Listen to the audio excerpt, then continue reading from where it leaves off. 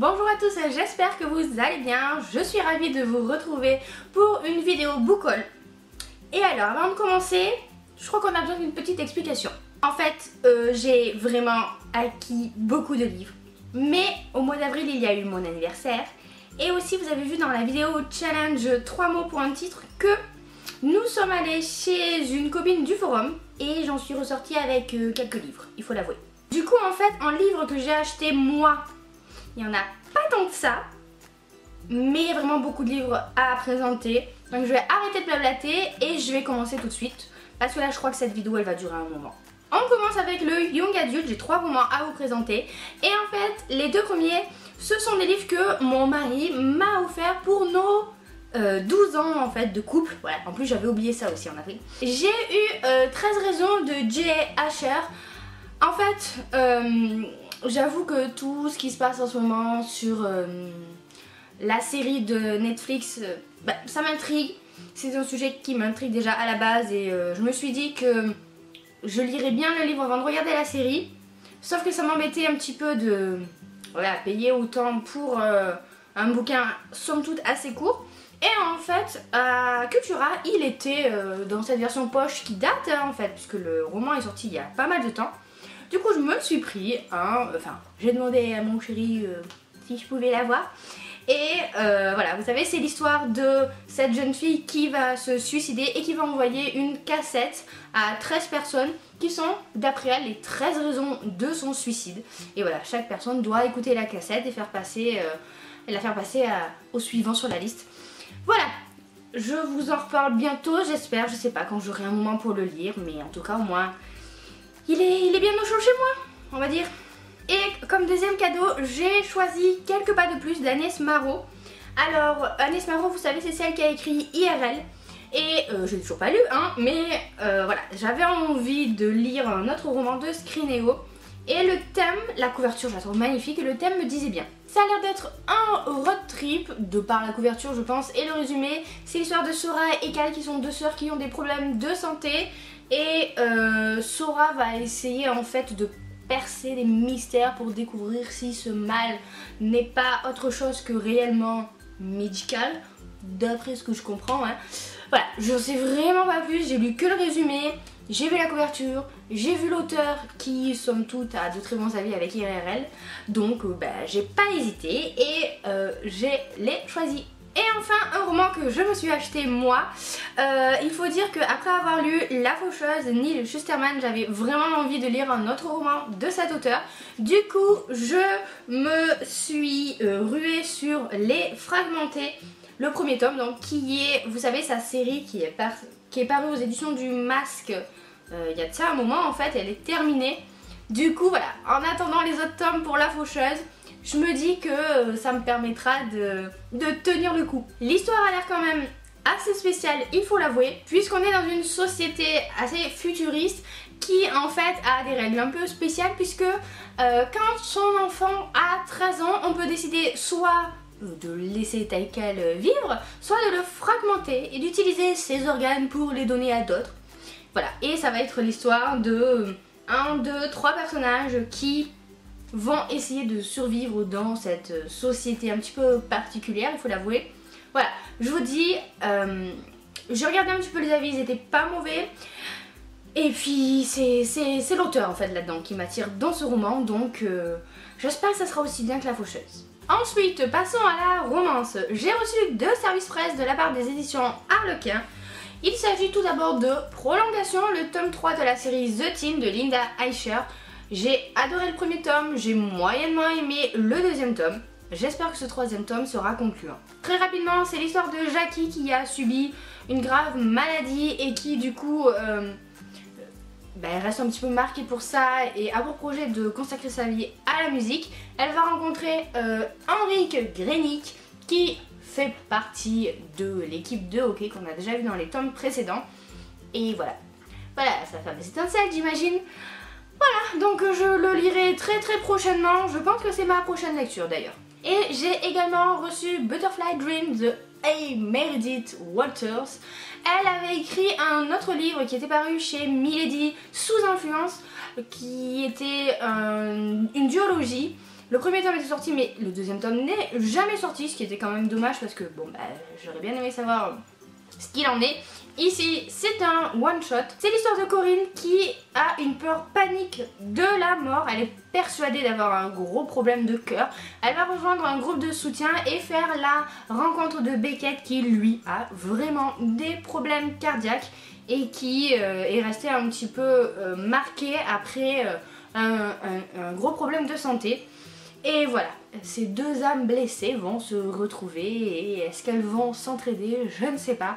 En tout cas, la couverture est juste sublime et le résumé est prometteur, donc on verra bien. En avril, je me suis également procuré le premier tome de Heartless, Merci de Kerr Duquet.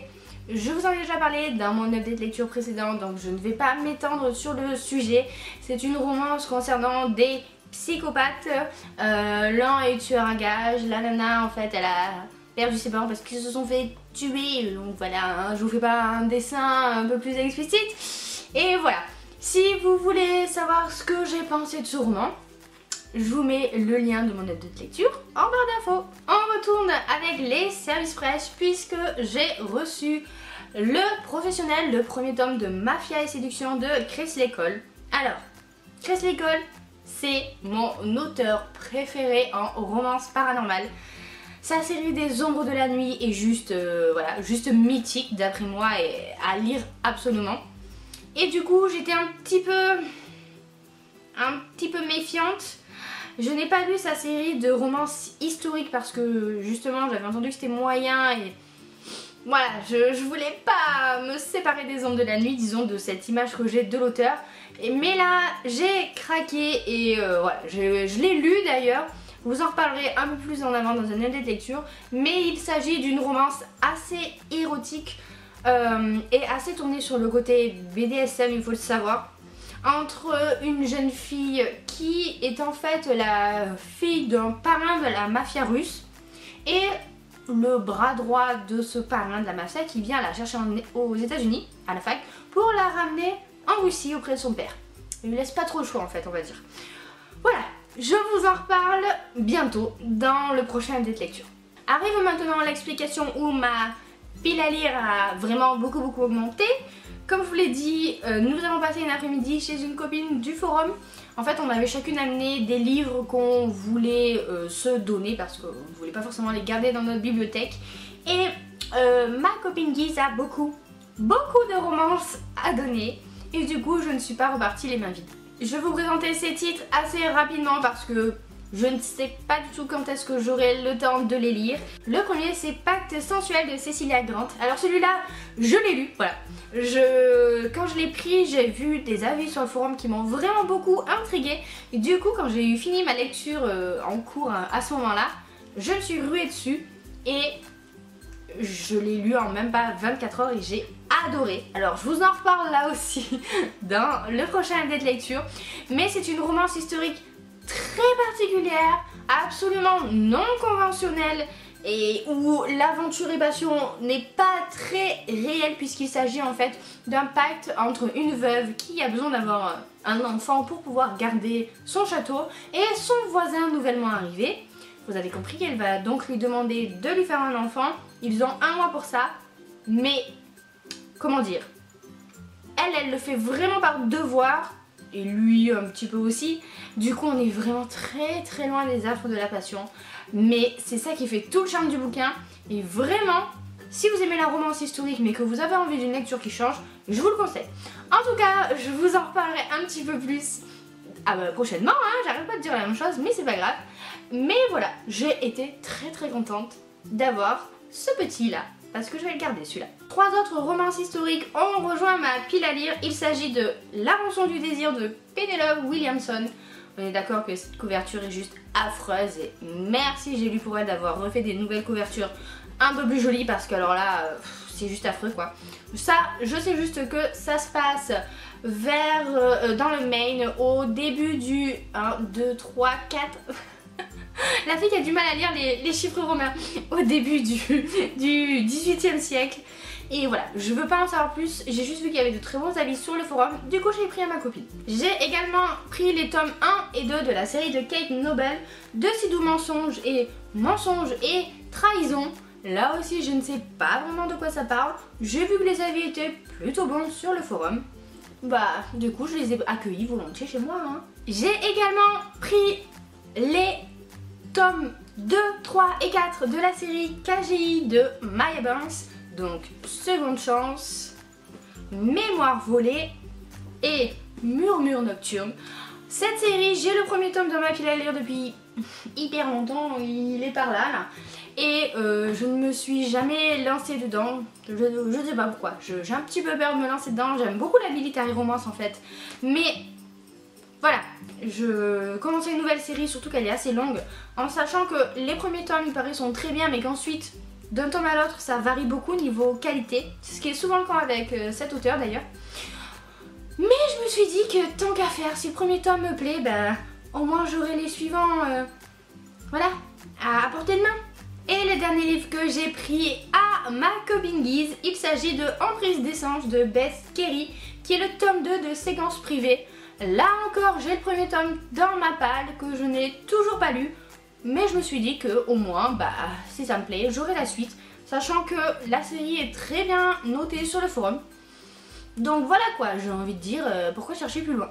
On continue avec ce que j'ai pris à mes copines, mais cette fois-ci en littérature plus générale. Celui-ci, je l'ai pris à Penny, il s'agit de L'homme qui voulait être heureux de Laurent Gounel. Alors je n'ai jamais lu de Laurent Gounel. J'ai un petit peu de mal en fait avec les livres de développement personnel. Mais ici, on m'a dit que c'était vraiment à la limite entre le développement personnel et le roman. C'est vraiment plutôt un roman qui va te pousser à réfléchir sur toi-même. Du coup, je me dis que ça peut être sympa et j'ai envie de tenter l'expérience. Comme ça, au moins, je découvrirai l'auteur en même temps. La seule chose que je sais de cette histoire, c'est que le personnage est en vacances et qu'il va faire la rencontre d'un guérisseur qui va lui parler et apparemment lui dévoiler beaucoup de choses sur lui-même. Voilà, c'est tout ce que je sais, j'ai pas envie d'en savoir plus. C'est un roman quand même assez court, hein, il fait 150 pages environ. Donc bon, je me dis que ça peut être une bonne lecture d'été ça. Et également en littérature un peu plus générale, j'ai reçu pour mon anniversaire En voiture Simone d'Aurélie Valogne. Alors je n'ai jamais lu Mémé dans les orties qui était son premier roman, mais apparemment les titres ne sont pas liés donc tant mieux.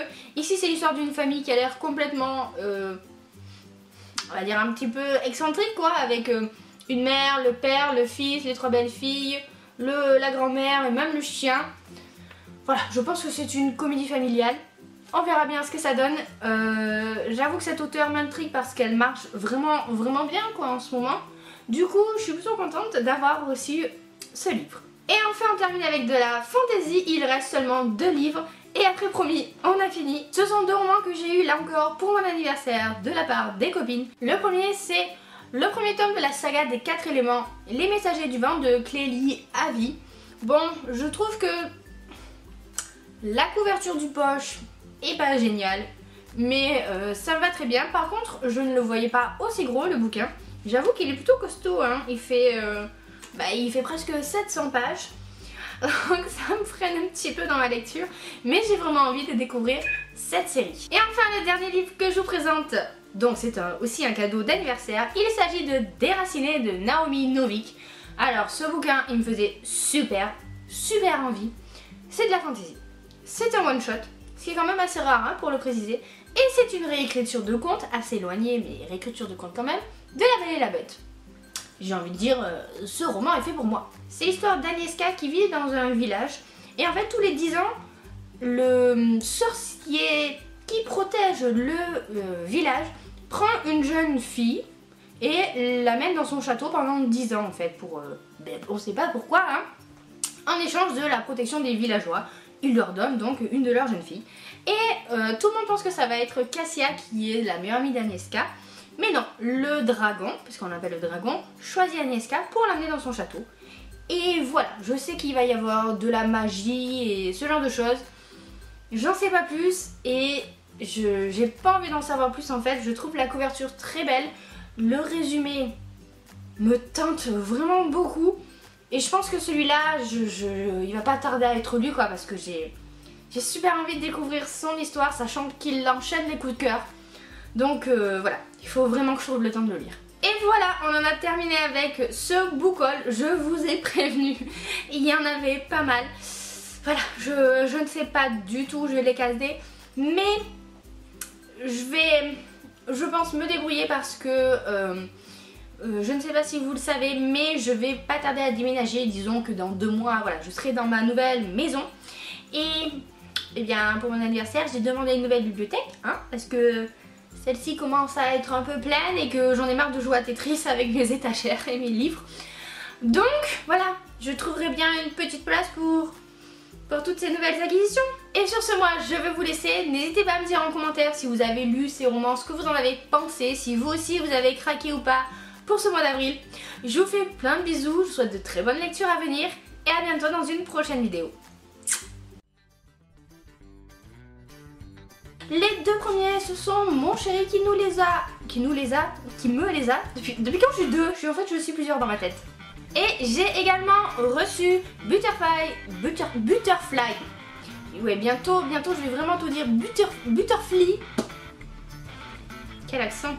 Je vous en ai parlé dans mon update lecture précédent, donc je vais pas m'étendre sur le sujet. Ah non, ça sonne. J'ai vraiment pas de chance à chaque fois que je tourne une vidéo. Ah là là, si vous voyez la pile de livres là que j'ai posé, mais ça fait comme ça quoi, ça va s'écrouler à tout moment. Bon, bah maintenant il reste plus qu'à ranger tout ça, hein.